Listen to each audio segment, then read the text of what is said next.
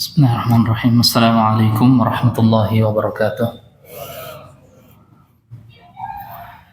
Innal hamdalillah nahmaduhu ta'ala wa nasta'inuhu wa nastahdi wa natubu ilayh wa na'udzu billahi min shururi anfusina wa sayyiati a'malina.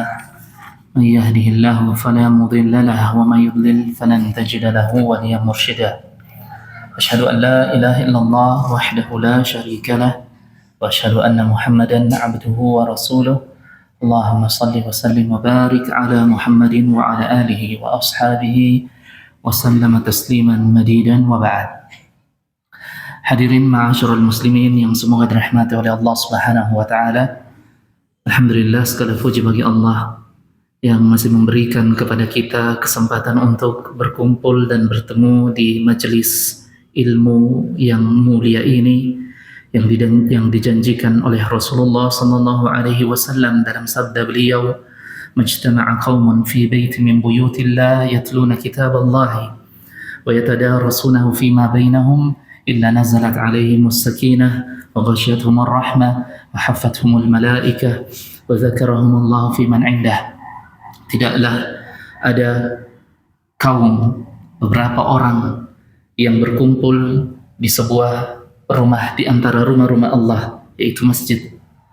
Apa yang mereka lakukan? Mereka membaca Al-Quran, mereka mengkaji Al-Quran, mereka mengkaji sunnah-sunnah Rasulullah sallallahu alaihi wasallam, dan mereka saling menasihati di dalam majelis tersebut. Kecuali balasan yang Allah berikan atas mereka adalah ketenangan jiwa yang diturunkan kepada mereka, rahmat kasih sayang Allah yang senantiasa membersamai mereka, dan para malaikat berkumpul mengitari majelis ilmu tersebut, dan Allah Subhanahu wa taala pun senantiasa menyebutkan nama-nama dari orang-orang yang duduk dan mendengarkan serta hadir di dalam majelis ilmu tersebut. Salam dan salawat senantiasa tercurahkan kepada Rasulullah sallallahu alaihi wasallam yang telah membawa manusia dari alam yang penuh dengan kegelapan, dari kesesatan kehidupan menuju kepada kehidupan yang dipenuhi dengan nilai-nilai peradaban. Hadirin ma'asyiral muslimin rahimakumullah. Kita melanjutkan pembahasan hadis kita di dalam kitab Riyadhus Shalihin, dan kita telah sampai kepada bab tentang as-sidq, yaitu bab tentang kejujuran. Hadis-hadis yang membahas tentang kejujuran, tentang keutamaan dari kejujuran, dan tentang bahaya dari perbuatan tidak jujur atau berdusta. Kita sampai kepada hadis yang sempat kita sebutkan sedikit di pertemuan sebelumnya, yaitu hadis yang diriwayatkan oleh Abu Muhammad Al-Hasan bin Ali bin Abi Talib, yaitu Hasan, cucu dari Rasulullah sallallahu alaihi wasallam, anak dari sahabat yang mulia Ali bin Abi Talib, dan juga istri beliau yang notabene adalah anak dari Rasulullah sallallahu alaihi wasallam, yaitu Fatimah binti Muhammad sallallahu alaihi wasallam. Dari Al-Hasan bin Ali radhiyallahu anhuma, beliau mengatakan, hafiztu inda Rasulillah sallallahu alaihi wasallam, atau di dalam riwayat yang lain, min Rasulillah sallallahu alaihi wasallam, aku telah menghafalkan nasihat dari Rasulullah sallallahu alaihi wasallam yang berbunyi, da' ma yaribuka ila ma la yaribuk, tinggalkanlah sesuatu yang membuat engkau ragu menuju kepada sesuatu yang membuat engkau tidak ragu, atau tinggalkanlah keraguan-raguan dan ambillah keyakinan. Fa inna sidqa tuma'ninah, karena sesungguhnya kejujuran itu akan mendatangkan tuma'ninah, yaitu ketenangan hati, ketenangan jiwa dan pikiran. Wal kadhib ribatun, sedangkan kedustaan tidaklah mendatangkan kecuali ribah. Ribah artinya adalah gundah gulana dan kesesatan di dalam berpikir, tidak bisa membedakan antara sesuatu yang benar dan sesuatu yang salah. Hadis ini, ma'asyiral muslimin rahimakumullah, mengajarkan kepada kita sebuah kaidah yang sangat penting di dalam pembahasan fikih Islam, yaitu kaidah yang berbunyi al-yaqin la yazulu bisyak. Ada 5 kaidah besar di dalam fikih Islam yang seandainya jikalau seorang muslim memahami dengan sangat baik kelima kaidah ini dan turunan-turunan dari kaidah-kaidah ini, maka sungguh dia akan mengetahui ilmu yang banyak tentang fikih Islam. Salah satu di antara kaidah tersebut dari kelima kaidah besar itu adalah kaidah yang lahir dari hadis yang mulia ini, yaitu da'ma yaribuka ila ma la yaribuk. Tinggalkan sesuatu yang membuat engkau ragu menuju kepada sesuatu yang membuat engkau yakin. Para ulama akhirnya mereka mencetuskan satu kaidah yang mulia yang berbunyi al-yaqin la yazulu bisyak, bahwa keyakinan tidak bisa dihilangkan hanya karena keraguan-raguan yang datang ke dalam hati seseorang. Dan sebagaimana perkataan bil misal yattadihu al maqal, dengan contoh semoga bisa lebih kita pahami. Salah satu di antara pengamalan dari kaidah ini, contoh dalam kehidupan sehari-hari kita yang bisa kita amalkan dari kaidah ini, yaitu al-yaqin la yazulu bisyak. Misalnya adalah ketika seseorang terkena najis di pakaiannya, di celananya kah, atau di sarungnya, atau di jubahnya, atau di pakaiannya. Terkena najis di salah satu bagian dari pakaiannya. Lalu kemudian berlalu beberapa waktu, beberapa menit, atau beberapa jam. Dia lupa di manakah najis tersebut terletak pada pakaiannya atau bajunya. Maka kaidah ini mengajarkan kepada orang tersebut atau kepada seorang muslim di dalam menghadapi permasalahan ini, al-yaqin la yazulu bisyak, bahwasanya dia harus mencuci seluruh pakaiannya agar ia terhindar dari keraguan-raguan dan menuju kepada keyakinan. Contoh juga misalnya seseorang sedang melaksanakan salat zuhur misalnya, dan dia ragu-ragu atau lupa apakah dia sekarang berada di rakaat yang ketiga atau di rakaat yang kedua. Maka kaidah ini memberikan jalan keluar kepada orang tersebut, yaitu dengan dia mengambil keputusan dengan mengambil jumlah rakaat yang paling sedikit, yaitu di rakaat yang kedua. Tidak boleh dia mengambil rakaat yang ketiga, dan tidak boleh dia menganggap dia sudah berada di rakaat yang ketiga selama ia berada di dalam keraguan-raguan tersebut.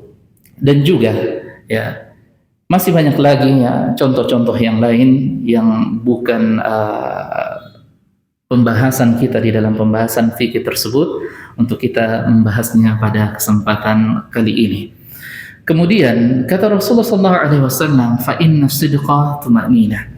Karena sesungguhnya kejujuran itu akan melahirkan rasa ketenangan di dalam jiwa. Dan sadaqar Rasul, dan Rasulullah SAW amat sangat benar. Beliau mengatakan tentang diri beliau, as-sadiqu al-masduq. Beliau, yaitu Rasulullah, adalah seorang manusia yang jika ia berkata, jika ia berucap, maka yang ia ucapkan adalah perkataan yang jujur. Dan bukan hanya jujur dari klaim diri beliau sendiri, tetapi beliau al-masduq, beliau dibenarkan pula oleh Allah Subhanahu wa taala. Fa inna sidqa tuma'ninah wal kadhiba ribah. Karena sesungguhnya kejujuran itu akan melahirkan ketenangan jiwa. Seseorang yang berucap jujur akan mendatangkan ketenangan di dalam jiwanya, bahwasanya dia telah mengucapkan apa yang sesuai dengan fakta yang sebenarnya, dan Allah tidak akan memintai pertanggungjawabannya di akhirat kelak. Sedangkan seorang yang berdusta, maka ia akan mendatangkan ketidaktenangan ya, kegelisahan di dalam jiwa di saat ia berucap dengan ucapan dusta tersebut, dan tidak menutup kemungkinan dia akan mengatakan kedustaan berikutnya, akan menutupi kedustaan yang pertama ia ucapkan dengan kedustaan yang kedua, lalu kemudian kedustaan yang kedua akan dia tutupi dengan yang ketiga dan keempat dan seterusnya, hingga hisab, perhitungan Allah atas dirinya dari ucapan-ucapan dusta tersebut akan memberatkan timbangan amalan keburukannya di akhirat kelak.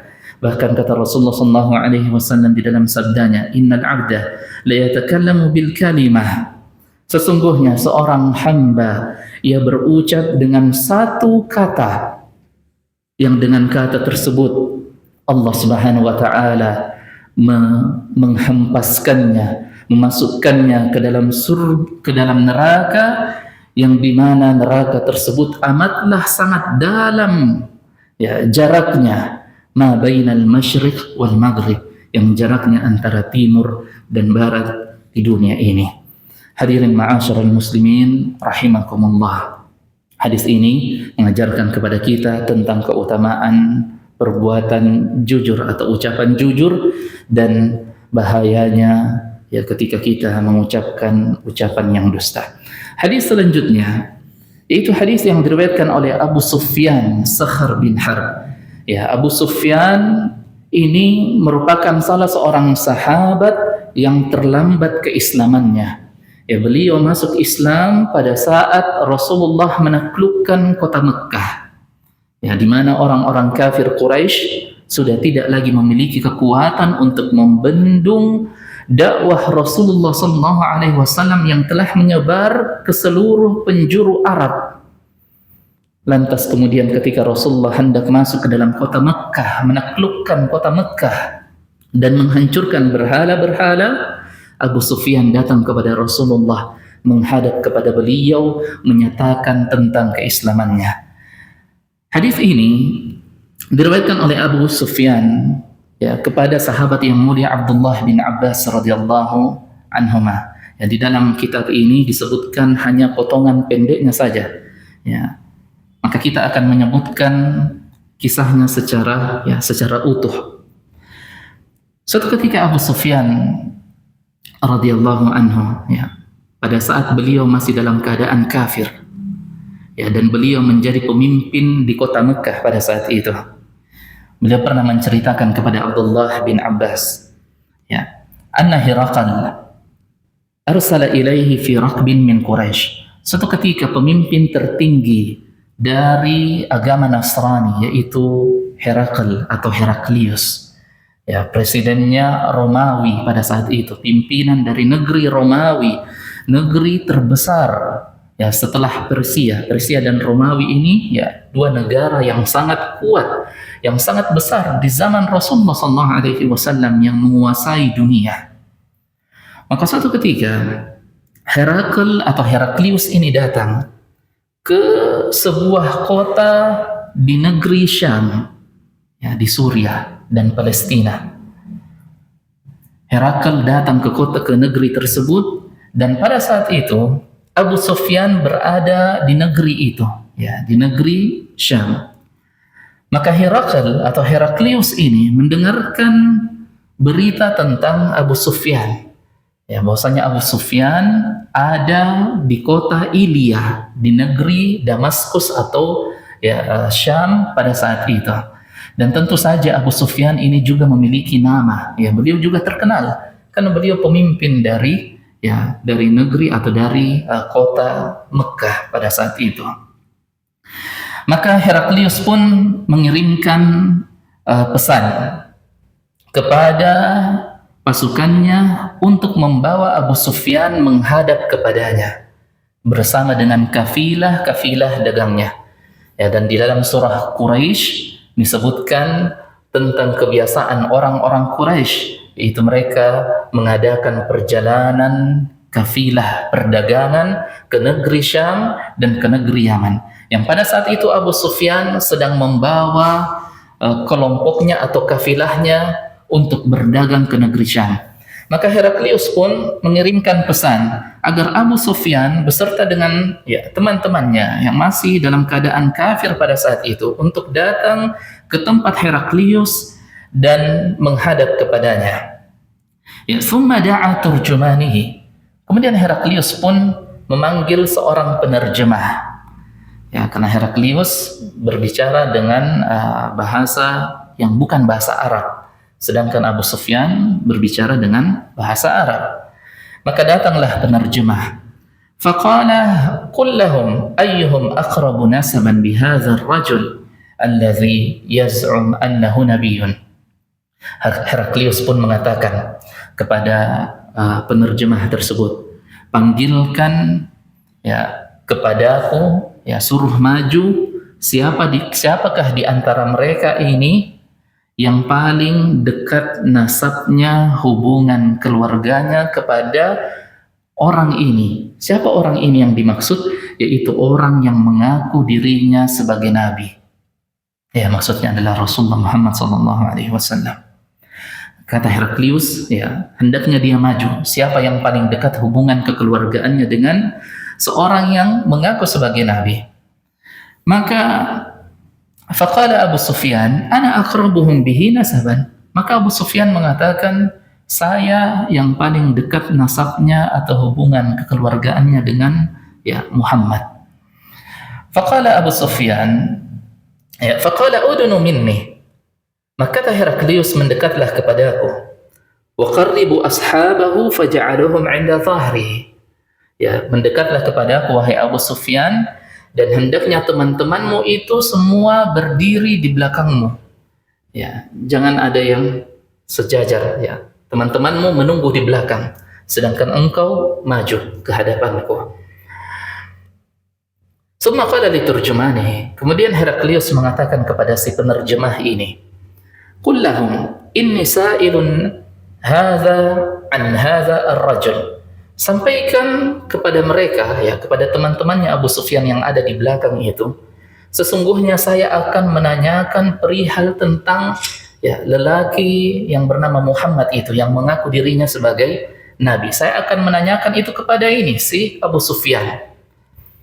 Fa in kadzabani fakazzibuh. Kalau Abu Sufyan ini berdusta, maka berikan isyarat bahwasanya dia berdusta. Jadi disampaikan kepada teman-temannya. Jadi sengaja posisi temannya di belakang supaya Abu Sufyan tidak bisa mengarahkan teman-temannya untuk berdusta atau mengakui kedustaannya Abu Sufyan seandainya dia ditanya dan dia berdusta. Kemudian qala Abu Sufyan, fa wallah, berkata Abu Sufyan, demi Allah,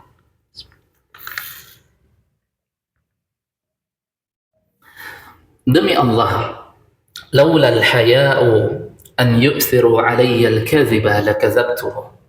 Kata Abu Sufyan, demi Allah, seandainya bukan karena rasa malu yang menghalangi saya, maka sungguh saya akan berdusta.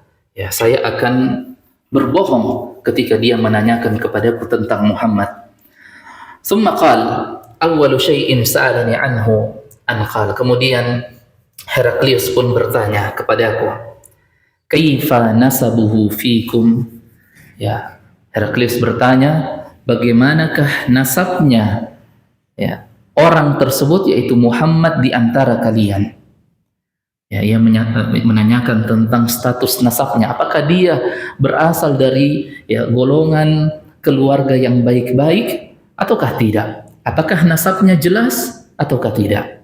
Maka kata Abu Sufyan, qultu huwa fina dzu nasabin. Kata Abu Sufyan, sesungguhnya Muhammad itu memiliki nasab di antara kami. Artinya dia berasal dari nasab yang terpandang. Dia berasal dari suku yang terpandang, yaitu suku Quraisy, yang jika kita urut nasabnya sampai ke atas, maka ia akan bersambung kepada Nabiullah Ibrahim alaihissalatu wassalam. Lalu kemudian, qala fahal qala hadzal qaul minkum ahadun qablahu. Kemudian Heraklius kembali bertanya, apakah ada di antara suku kalian, di antara kaum kalian, yang mengucapkan perkataan seperti perkataannya Muhammad? Ya, apakah pernah ada yang mengaku sebagai nabi? Apakah pernah ada yang mengucapkan ucapan seperti Muhammad ataukah tidak? Ataukah dia ya orang yang paling pertama mengucapkan ucapan tersebut yang mengajak kalian kepada dakwah la ilaha illallah? Maka kata Abu Sufyan, qultula, ya tidak ada sebelumnya. Ya, dia orang yang pertama yang mendatangkan ya tentang keislaman ini. Tidak ada di antara kaum kami atau suku kami yang pernah berucap seperti ucapannya Muhammad. Qala fahal kana min abaika? Fahal kana min abaihi malik? Kemudian Heraklius pun kembali bertanya, apakah ya lelaki tersebut atau Muhammad itu ya di antara bapak-bapaknya ya atau ya nenek moyangnya, bapaknya, kakeknya, ya bapaknya, kakeknya dan seterusnya ke atas. Apakah di antara mereka ada yang pernah menjadi seorang raja? Qultulah. Maka kata Abu Sufyan, tidak ada. Ya, tidak ada di antara ayah-ayahnya, kakeknya dan seterusnya yang pernah menjadi seorang raja. Qala, kemudian Heraklius kembali bertanya, fa asyrafun nas ittaba'uhu am du'afa'uhum? Apakah yang mengikuti ajarannya Muhammad itu adalah dari kalangan orang-orang yang terpandang ataukah orang-orang yang tidak terpandang? Ya, apakah dari kalangan orang-orang yang memiliki kedudukan jabatan ataukah orang-orang lemah yang menjadi pengikutnya Muhammad? Maka kata Abu Sufyan, bal du'afa'uhum. Ya, yang menjadi pengikutnya adalah orang-orang lemah di antara kami. Ya, orang yang tidak punya nasab, orang yang tidak punya jabatan seperti Bilal, ya Abu Dzar Al-Ghifari dan sahabat-sahabat yang lainnya, Salman Al-Farisi. Kemudian qala yaziduna am yanqusun? Kata Heraklius, apakah pengikutnya semakin bertambah atau ya justru berkurang sedikit demi sedikit? Maka kata Abu Sufyan, bal yazidun. Ya, bahkan pengikutnya semakin bertambah setiap harinya. Ya, semakin banyak yang mengikuti ajarannya. Qala fahal minhum ahadun yartaddu sakhtatan lidinihi ba'da an yadkhula fih? Kata Heraklius, apakah ada di antara pengikutnya itu yang murtad, yang keluar dari Islam karena ya membenci agamanya atau membenci Muhammad? Kata Abu Sufyan, la, tidak ada. Ya. Kemudian kata Heraklius setelahnya, fahal kuntum tattahimunahu bil kadhib? Kemudian Heraklius bertanya, apakah kalian menuduhnya dengan tuduhan kedustaan? Ya, apakah kalian menuduh Muhammad itu berbicara dengan ucapan dusta? Kemudian qultu la. Ya. Kemudian aku katakan tidak. Qala fahal yaghdir? Kemudian Heraklius bertanya, apakah dia Muhammad itu pernah berkhianat? Ya, pernah berkhianat? Apakah pernah dia tidak menepati janjinya? Qultu la. Ya, saya mengatakan tidak. Ya, karena memang Rasulullah SAW sebelum beliau diutus sebagai nabi dan rasul, beliau memiliki gelar Al-Amin, yaitu yang terpercaya. Ya, semua orang di kota Mekkah mempercayai Rasulullah. Bahkan ketika Ka'bah dilanda banjir yang membuat batu apa lagi? Hajar Aswad, ya, itu keluar dari tempatnya. Ya. Dan sebagian bangunan Ka'bah hancur. Sebagian bangunan Ka'bah hancur karena banjir. Maka berkumpullah kepala-kepala suku yang ada di kota Mekkah. Ya, mereka membangun Ka'bah, ya, tetapi dengan syarat mereka mengatakan kita mengumpulkan dana, uang untuk pembangunan kembali Ka'bah, tapi tidak boleh dari hasil yang haram. Ya, jadi begini pemikiran mereka. Ya, meskipun mereka berada dalam zaman jahiliyah, Ya, mereka memperjualbelikan khamar, mereka berjudi, ya, mereka melakukan hal-hal yang buruk. Ya, tetapi ketika mereka hendak membangun kembali Ka'bah, mereka mengatakan dan bersepakat tidak boleh dananya berasal dari hal-hal yang haram. Ya, jadi sebenarnya mereka mengetahui perkara-perkara yang buruk tersebut, tetapi mereka tidak ingin meninggalkannya, kecuali orang-orang yang menerima dakwah Islam. Maka ketika Hajar Aswad hendak diletakkan kembali di tempatnya, ya, kepala-kepala suku ini saling berselisih. Ya, saling berselisih. Mereka menginginkan agar mereka yang mengembalikan Hajar Aswad itu di tempatnya, karena itu menunjukkan tentang kemuliaan, ya, dan akan tercatat dalam sejarah, ya, bahwa suku inilah yang meletakkan kembali Hajar Aswad di tempatnya. Maka hampir-hampir saja mereka berperang satu sama lain, ya, dan menumpahkan darah di antara mereka, ya, karena permasalahan siapa yang akan meletakkan Hajar Aswad di tempatnya. Sampai datanglah Rasulullah SAW, yang pada saat itu belum menjadi nabi, belum diangkat menjadi nabi dan rasul. Beliau mengatakan kepada kepala-kepala suku itu, bagaimana kalau kita meletakkan kain, lalu kemudian di atas kain itu kita letakkan Hajar Aswad. Lalu masing-masing di antara kepala-kepala suku ini memegang ujung dari kain tersebut. Lalu membawa Hajar Aswad itu, ya, sampai ke tempatnya. Maka saran tersebut pun diikuti oleh para kepala suku itu.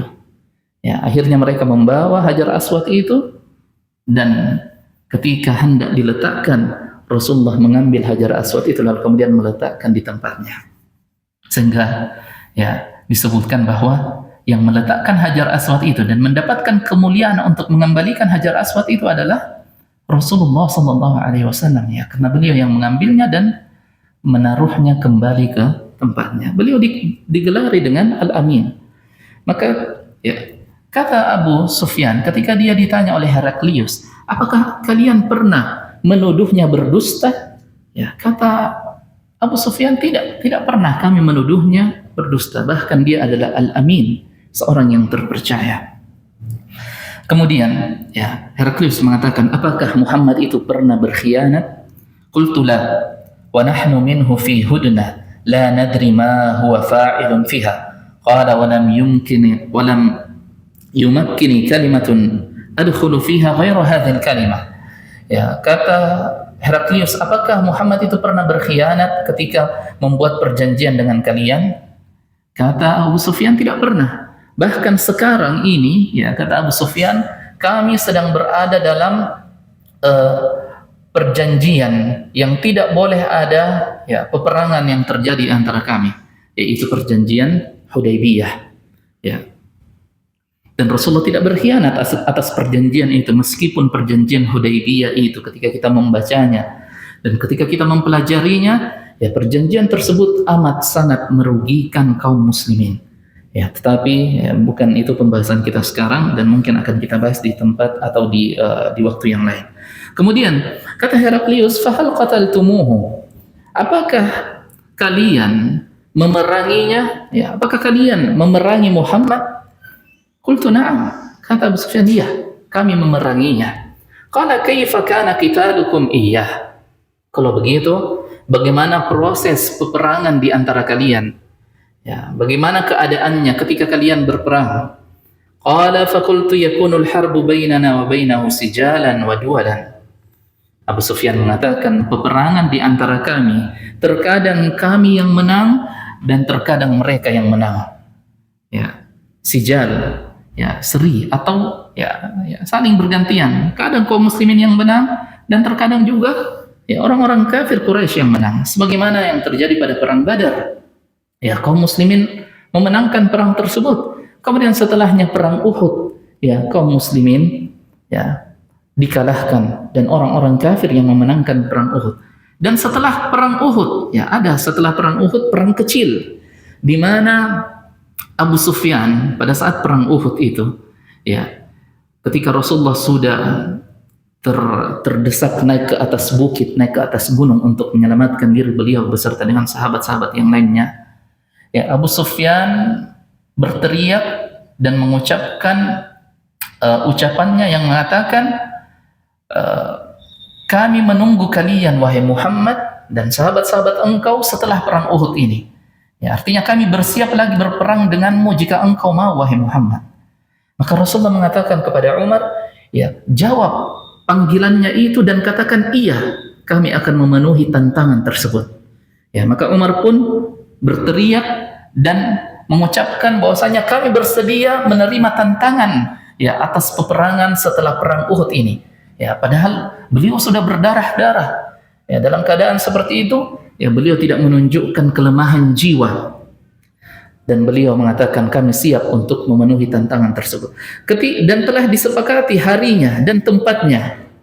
Ketika datang hari dan hari di mana mereka bersepakat untuk kembali berperang, ya ternyata Abu Sufyan tidak datang pada saat itu. Ya, yang berarti kaum muslimin memenangkan perang Uhud kecil. Ya, itu disebutkan bahwasanya perang itu adalah perang Uhud kecil. Ya, karena tidak sempat terjadi peperangan. Ya, tetapi Abu Sufyan yang justru menantang tidak datang. Ya. Dan ternyata Rasulullah datang dengan jumlah pasukan 1000 lebih dari kalangan sahabat. Ya, yang berarti Rasulullah memenangkan perang tersebut. Ya, maka kata Abu Sufyan, peperangan di antara kami ya terkadang seperti itu. Kemudian, famadza ya'murukum bihi? Qala qultu yaqulu u'budullah. Kemudian Heraklius bertanya, apa yang diucapkan oleh Muhammad kepada kalian? Ya, apa yang sebenarnya diperintahkan oleh Muhammad kepada kalian? Kata Abu Sufyan, u'budullah wa la tusyriku bi syai'a. Sembahlah Allah dan janganlah kalian ya mensekutukan Allah. Janganlah kalian berbuat kesyirikan. Watruku ma kana ya'budu aba'ukum. Ya, dia juga memerintahkan kepada kami tinggalkan apa yang dilakukan oleh nenek-nenek moyang kalian, oleh ayah-ayah kalian yang menyembah berhala itu. Kebiasaan-kebiasaan jahiliyah, kebiasaan-kebiasaan yang telah diwariskan oleh bapak-bapak kalian, dan itu bertentangan dengan nilai-nilai Islam. Kata Abu Sufyan, ia memerintahkan kami ya tentang hal tersebut. Wa ya'muru bis-salati was-sadaqah. Dan juga ia memerintahkan kepada kami untuk menegakkan salat dan untuk bersedekah. Wabil afafi wa bis-silah. Dan juga ia memerintahkan kepada kami untuk menjaga kehormatan kami dan untuk senantiasa menyambung tali silaturahim. Ya, kita perhatikan semua yang diucapkan ini, ya, yang diucapkan Abu Sufyan ini dari perintah Rasulullah SAW, semuanya itu bertentangan dengan ajaran-ajaran jahiliyah. Yang pertama adalah kesyirikan, yang menjadi dosa yang terbesar di dalam Islam, yang menjadi tujuan utama dari dakwah Rasulullah, yaitu menghapuskan segala bentuk ibadah-ibadah kesyirikan kepada selain Allah Subhanahu wa taala. Kemudian yang kedua, yaitu meninggalkan kebiasaan-kebiasaan yang diwariskan oleh para orang tua kita yang bertentangan dengan nilai-nilai Islam.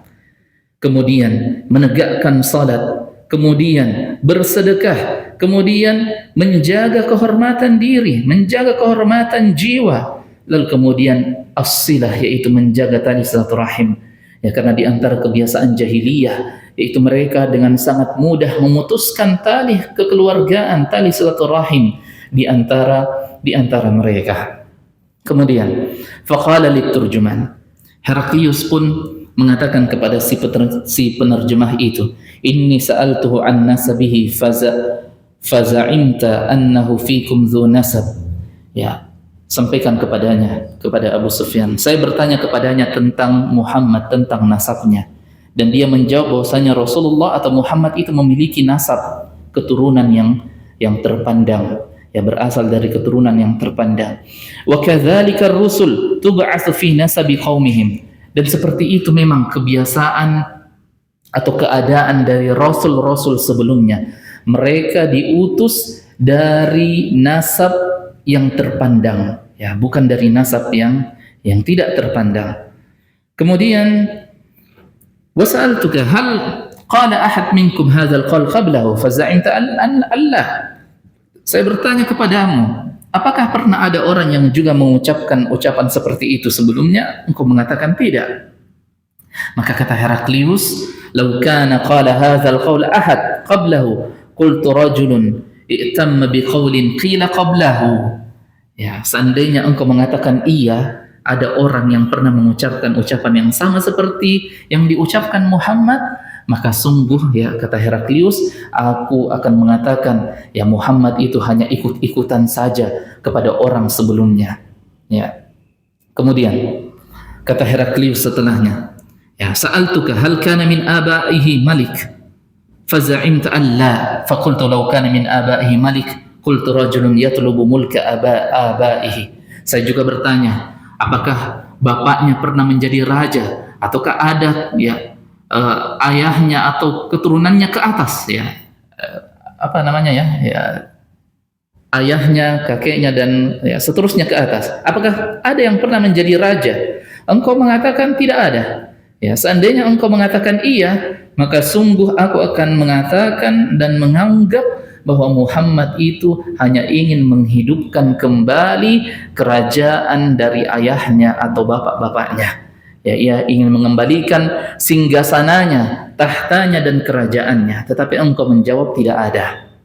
Kemudian aku bertanya kepadamu, ya, apakah engkau pernah menuduhnya berdusta sebelum ia mengucapkan tentang Islam? Ya, sebelum ia diutus sebagai nabi dan rasul, apakah kalian pernah menuduh dia dengan kedustaan? Engkau menjawab tidak. Faqad a'rifu annahu lam yakun liyazhara al-kadhiba 'ala an-nas wa yakdzib 'ala Allah. Dan memang seperti itu. Seandainya sebelum dia menjadi nabi dan rasul, ya, dia pernah berdusta, maka tidak ada yang menjamin apa yang dia ucapkan setelahnya ya adalah merupakan ya bukan kedustaan. Artinya bisa saja apa yang dia dakwahkan kepada kalian adalah kedustaan karena ya telah pernah ia mengucapkan ucapan yang dusta, tetapi kalian mengatakan tidak, dia tidak pernah berdusta. Kemudian kata Heraklius setelahnya, aku bertanya kepada kalian tentang pengikutnya, apakah yang ya, mengikuti ajarannya itu kebanyakannya adalah dari kaum lemah ataukah dari kaum yang terpandang? Maka engkau menjawab yang mengikutinya adalah dari kaum yang lemah. Wahum atba' ar-rusul. Dan Heraklius mengatakan, ya seperti itu memang keadaan dari rasul-rasul sebelumnya. Ya, Heraklius ini kan beragama Nasrani. Ya, beragama Nasrani yang dia juga punya ilmu tentang Nasrani, yaitu Isa alaihissalam adalah seorang nabi. Dan juga ya ketika kita membaca sirah atau kisah dari Nabi Isa alaihissalam, kita akan mendapati bahwasanya yang menjadi pengikut dan menjadi penolong-penolong dari Isa alaihissalam ini adalah dari kalangan murid-muridnya, dari kalangan orang-orang yang lemah dan bukan orang-orang yang terpandang. Maka kata Heraklius, seperti itulah memang keadaan para rasul yang menjadi pengikut mereka. Ya, kebanyakannya adalah dari kalangan orang-orang yang lemah. Kemudian aku bertanya kepadamu, apakah jumlah mereka bertambah ataukah berkurang ya seiring waktu berjalan? Engkau mengatakan ya jumlah mereka bertambah terus.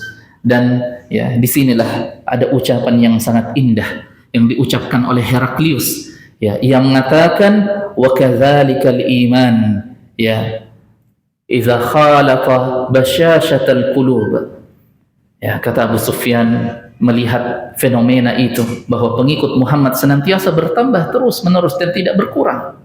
Kata ia, dan seperti itulah keimanan ketika ia telah merasuk ke dalam jiwa seseorang, maka ia akan membuat seorang hamba itu teguh di atas keimanannya dan tidak mundur dari jalan-jalan keimanan tersebut. Ya. Kemudian aku bertanya kepadamu tentang ya apakah ada seorang yang keluar dari agamanya ya dari agama Islam karena tidak senang atau murka kepada Muhammad? Engkau menjawab ya tidak. Kemudian apakah ya ia pernah berkhianat?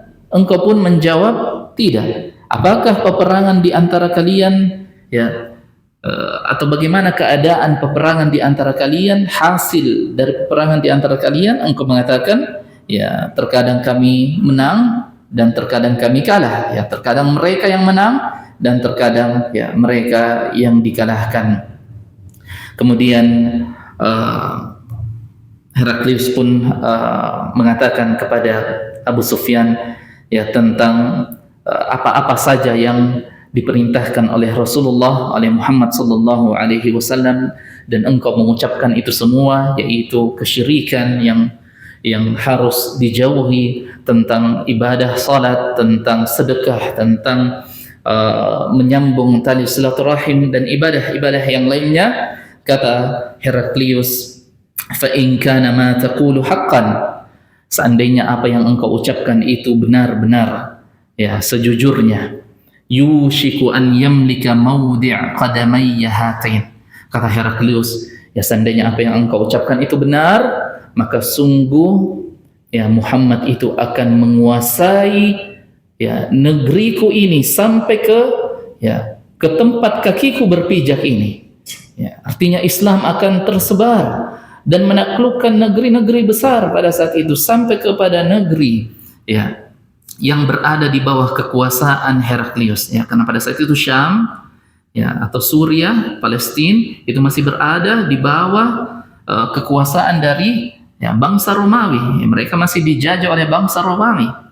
Maka kata Heraklius, sungguh ya Muhammad itu akan sampai kepada negeri ini, wa huwa nabiyyun, ya, dan bahkan Heraklius mengakui bahwasanya Muhammad itu adalah nabi. Wa qad kuntu a'lamu annahu kharij walakin lam akun adhunnu annahu minkum.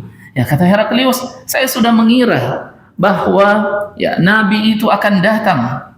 Ya karena di dalam kitab Injil sebelum terjadinya perubahan disebutkan bahwa akan datang nabi setelah Isa alaihissalam yang bernama Ahmad, ya yaitu Muhammad sallallahu alaihi wasallam. Salah satu di antara nama Rasulullah adalah Ahmad, ya adalah Ahmad. Maka kata Heraklius, ya ia akan datang.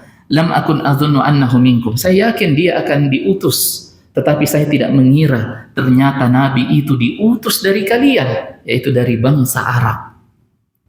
Walau a'lam anni akhlusu ilaihi laltamastu luqyahu walau kuntu indahu laghasaltu qadamaihi. Subhanallah. Ya Heraklius mengatakan, seandainya ya saya sanggup, maka sungguh saya akan berusaha dengan segenap kekuatanku untuk bisa bertemu dengan Muhammad, dan bahkan seandainya saya ditakdirkan bertemu dengan Muhammad, maka saya akan mencuci kedua kakinya, ya karena saking besarnya penghormatan Heraklius ini kepada Rasulullah SAW. Qala thumma da'a bi kitabi Rasulillah sallallahu alaihi wasallam allazi ba'atsa bihi Dihya al-Kalbi. Kemudian Heraklius pun memanggil salah seorang di antara bawahannya untuk membawakan kepadanya surat yang pernah ditulis oleh Rasulullah dan dikirim kepadanya. Ya, kan di awal ketika Rasulullah diutus, beliau diperintahkan untuk berdakwah. Ya. Lalu kemudian Rasulullah menulis surat-surat kepada para pembesar-pembesar negeri pada saat itu. Ya, kepada Raja Mesir, kepada Raja Romawi, kepada Raja Persia, kepada Raja Yaman pada saat itu, ya untuk mengajak mereka masuk ke dalam Islam. Salah satu di antara raja yang dikirimkan surat oleh Rasulullah adalah Heraklius ini. Heraklius ini, yang dimana suratnya dibawa oleh sahabat yang mulia Dihya al-Kalbi. Dihya al-Kalbi ini adalah sahabat yang memiliki paras yang tampan, ya, dan saking tampannya, ya, saking indahnya wajahnya, ya, malaikat ketika datang kepada Rasulullah dalam bentuk manusia, ia berubah bentuk dengan sesuai wajah dan bentuk dari Dihya al-Kalbi radhiyallahu anhu. Maka isi surat itu pun dibacakan ulang oleh Heraklius. Apa isi suratnya? Ya, Bismillahirrahmanirrahim. Min Muhammadin Abdillahi wa rasulihi ila Hiraqal azim ar-Rum. Bismillahirrahmanirrahim. Ya, dari Muhammad Abdullah, hamba Allah dan Rasulnya, kepada Heraklius, pemimpin tertinggi dari negeri Romawi. Salamun ala man ittaba'al huda. Keselamatan bagi barang siapa yang mengikuti petunjuk. Amma ba'd, ya, amma ba'd, fa inni ad'uka bidi'ayatil Islam. Sungguh aku mengajakmu kepada al-Islam. Aslim taslam. Ya, masuklah ke dalam Islam, niscaya engkau akan selamat. Aslim yu'tikallahu ajraka marratain. Masuklah Islam, niscaya Allah akan memberikan ganjaran kebaikan 2 kali lipat kepadamu. Ya, karena dia adalah pemimpin. Ya, kalau pemimpinnya masuk ke dalam Islam, niscaya ya para pengikutnya atau rakyatnya pun akan mengikuti jejak pemimpinnya.